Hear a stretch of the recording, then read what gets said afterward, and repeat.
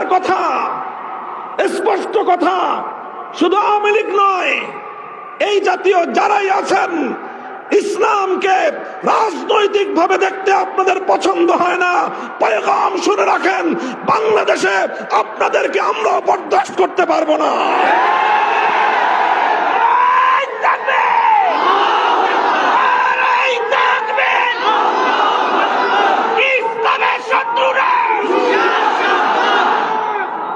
আমরা আমাদের মধ্যে কর্মবন্টন আছে, আলেম ওলামাদের মধ্যে।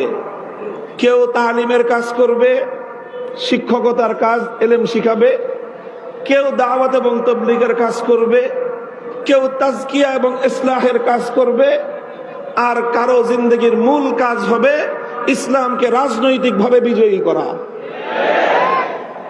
কাজেই কেউ যদি ইসলামী শিক্ষার বিরোধিতা করে সে যেরকম মুরতাদ, কেউ যদি ইসলামী দাওয়াতের বিরোধিতা করে সে যেমন মুরতাদ, কেউ যদি ইসলাহ এবং তাজকিয়ার বিরোধিতা করে সে যেরকম মুরতাদ, কেউ যদি ইসলামী রাজনীতির বিরোধিতা করে সেও মুরতাদ।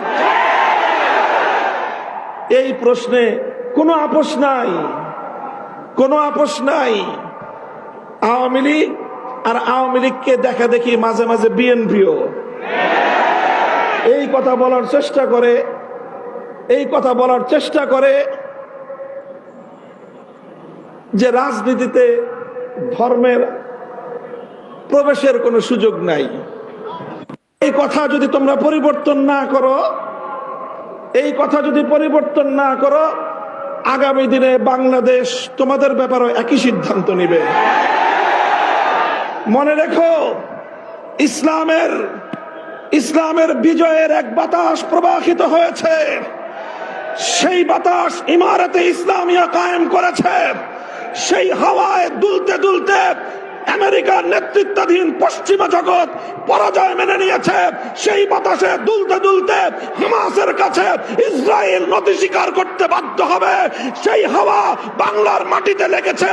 ইনশাআল্লাহ ইসলাম বাংলাদেশের ক্ষমতা দখল করবে।